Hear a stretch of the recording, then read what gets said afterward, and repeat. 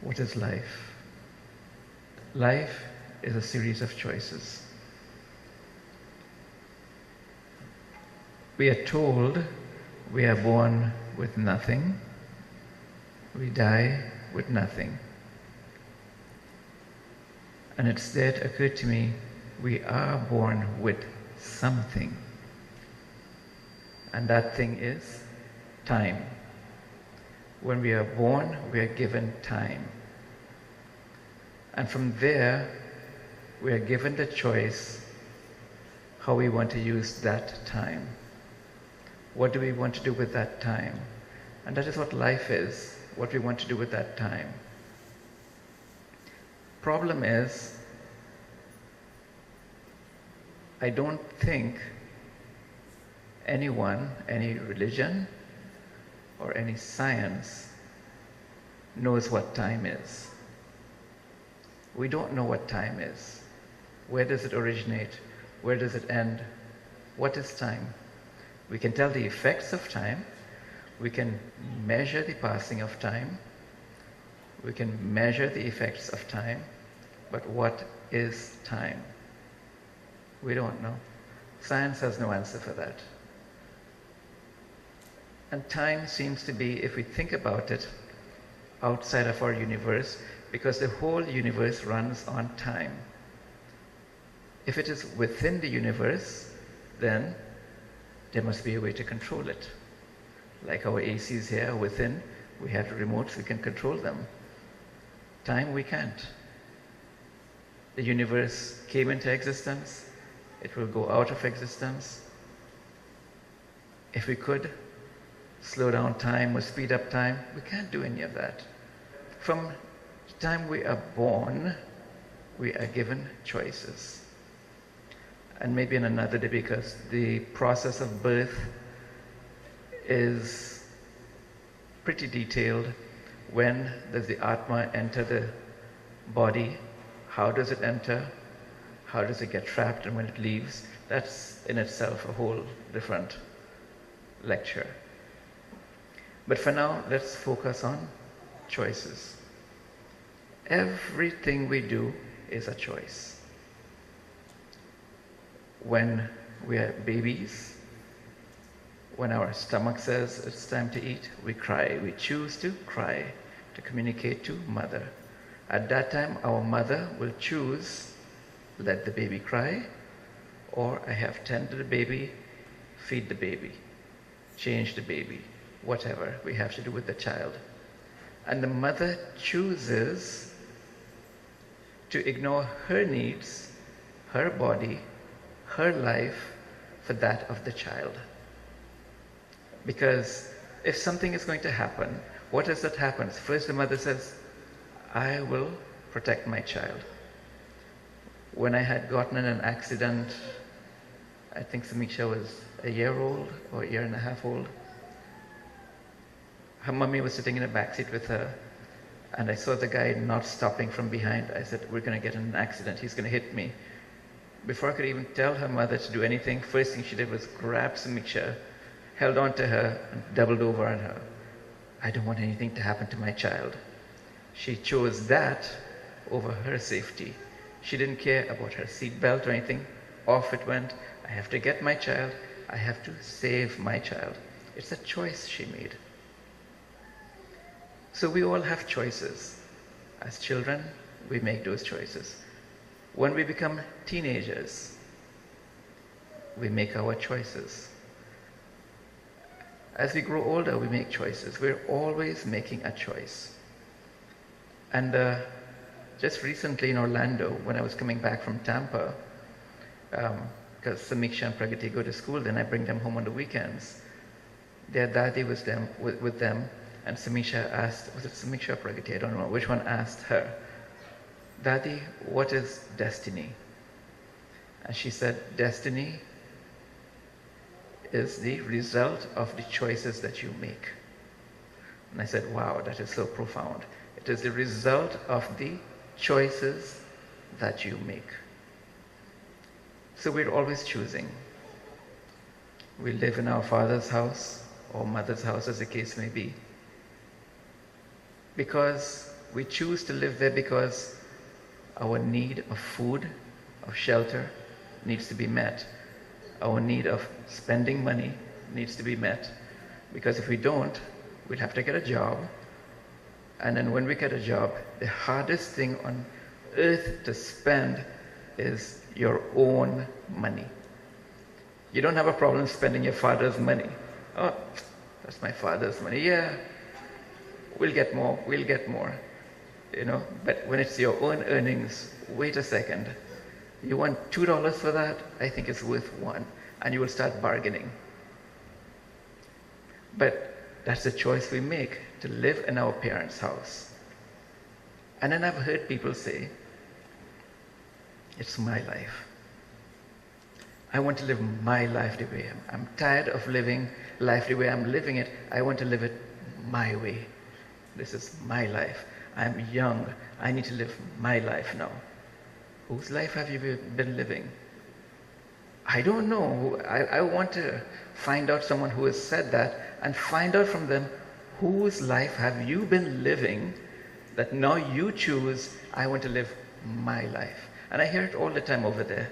I'm old enough now. I'm an adult. I need to live my life. So whose life? I still haven't figured it out. We are making choices.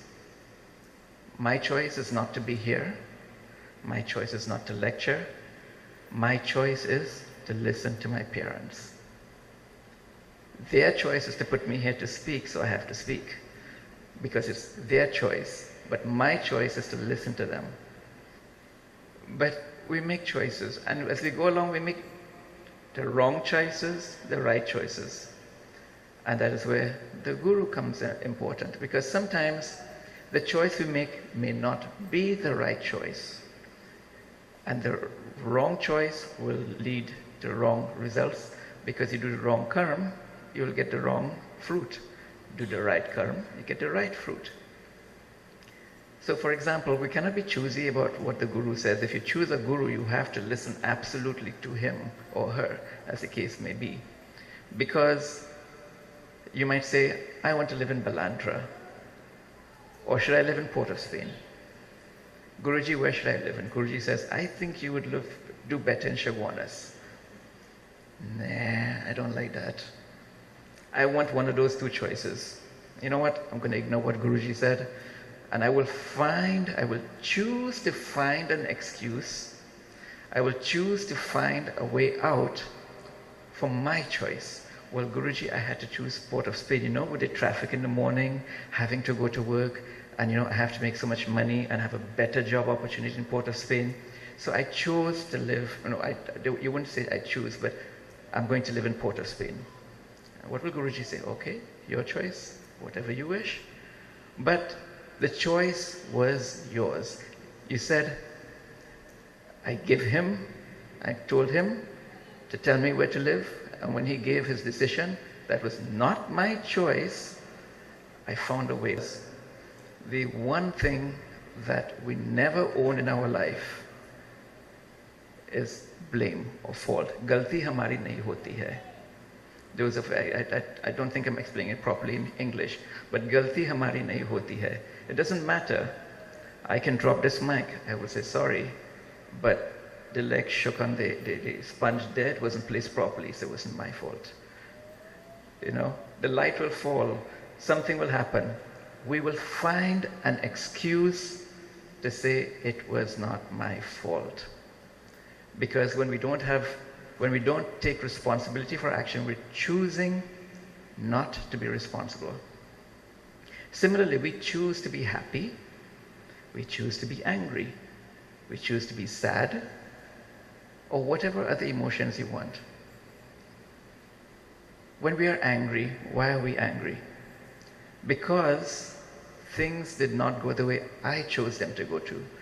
So if I choose to eat a sandwich, and my wife chooses that I need to eat something a little more nutritious, it's quite possible I will get angry, but I want the sandwich. And she says, no, it's not nutritious. You need to eat oatmeal. So, okay, I can choose to be angry. She's gone about, finished, gave me the oatmeal. She's gone, enjoying her life. And I could sit there, oh, I have to eat oatmeal, I have to eat oatmeal and eat it. I will eat it because I have nothing else to eat. But I am the one that will be suffering. Because in Hindi, we say what? When you get angry, well, I mean, not the Hindi, but when we get angry, they say you burn your blood. When you are angry, the person or thing that made you angry, do they look back and see that you're angry? Do they care that you're angry?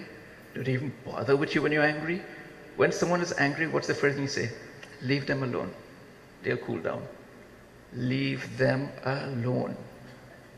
So when you are angry, you are the loser, not that made you angry.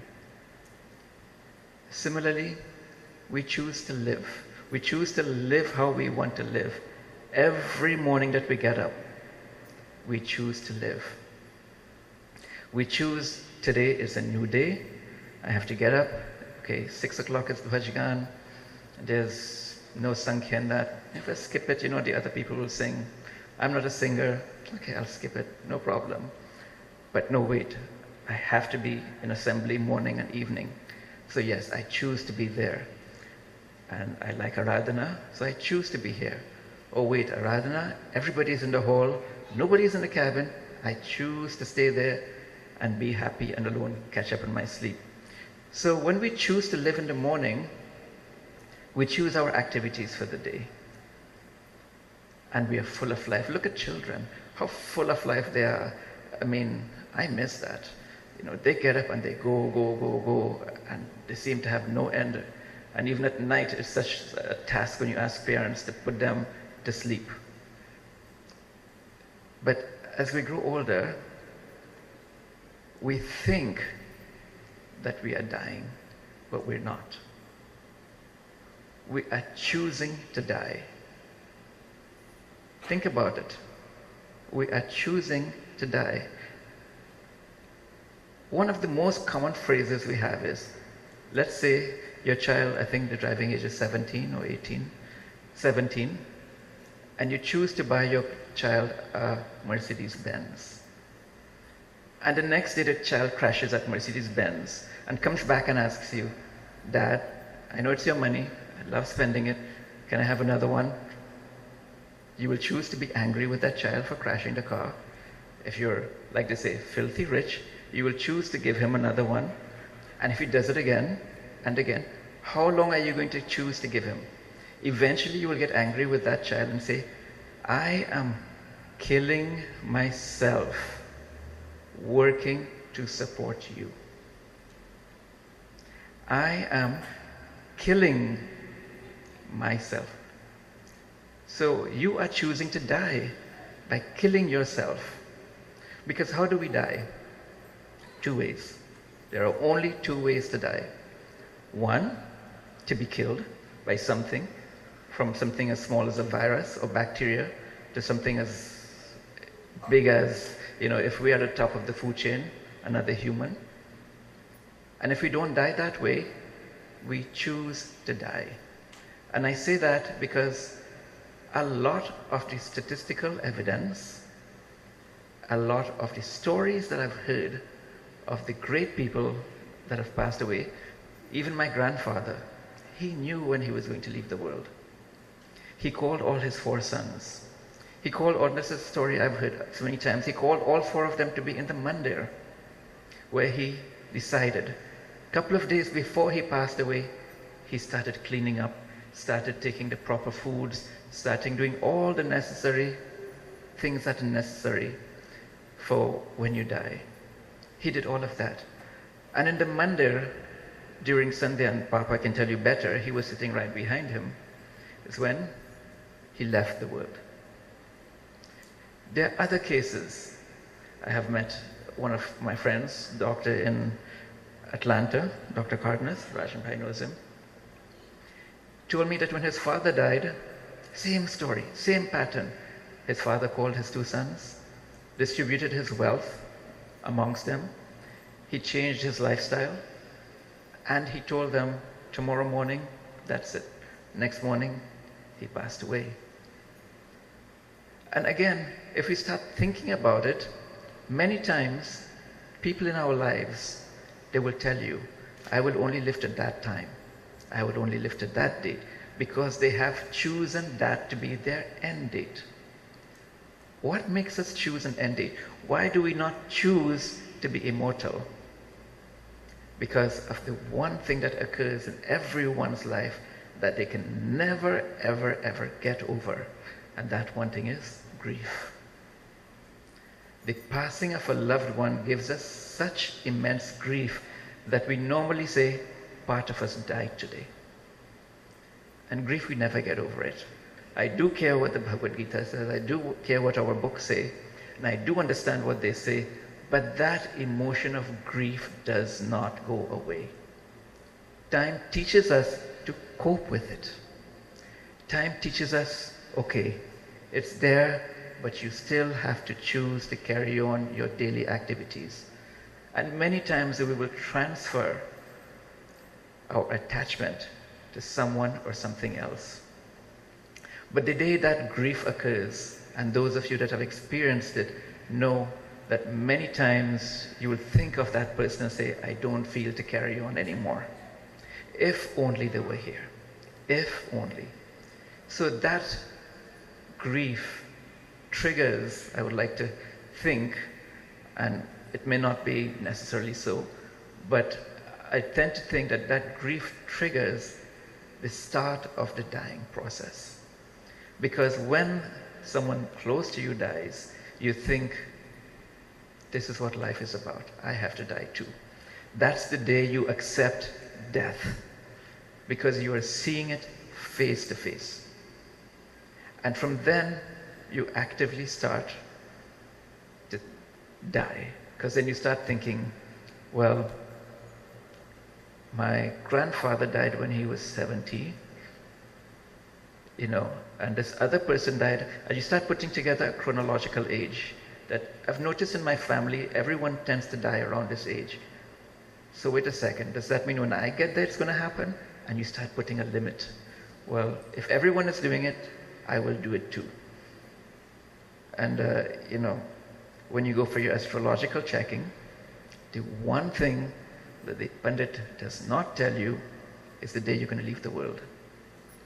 For various reasons, but they do not tell you because they want you to choose to live as long as you want to live. And we can choose to live as long as we want. Prime example, our Guruji right here. Doctors had given up on him. He should not be alive today. We brought him home. The nurse that was taking care of him for the first 3 months, and after 3 months, one day she walked in and looked at him and said, and that's when it hit me, she said, she used to call him by his first name, so she called him by his first name, you look good today. You look like now you're finally actively living. She goes, every time I came, before, you looked like you were dying and were being forced to live. But today you look like you want to live. Today you're looking like you are actively living. And he lived. Not that he's Harry Potter, the boy who lived, but, he lived and he's alive. Which shows even further concrete evidence that we will die when we choose to die. And I'm not British. To die. But, so choose to live. Stop killing yourselves. Killing yourselves, eating wrong food. Yes, I love pizza. I'm young, I can handle 2 pizzas. Yeah. Oh, I put on a little extra weight. No problem. When I have time, I will lose it. And then when the doctor tells you, well, you've got triglycerides, you've got cholesterol, your arteries are clogging up. What did I do? Remember, it's not our fault. It's my wife. It's all the puja food I'm eating. It's the camp food so delicious. That is causing my arteries to clog up, I have to go on a diet when I finish camp. But while I'm here, I'm going to live it up. Even if it kills me, I will enjoy the food. And that is how we choose. So we choose all these things. And children, listen to your parents. choose to listen to them. If you don't agree with their advices, if you don't agree with them, then that is where you have your guru, whoever he or she may be. And you have chosen that person to be your guru. You have chosen that person to be the one that is going to lead your life. Then choose to listen to them. What the guru is and the scientific explanations of that meditation we'll touch another time. I think I went a little too long, but I choose to stop now. Namaste.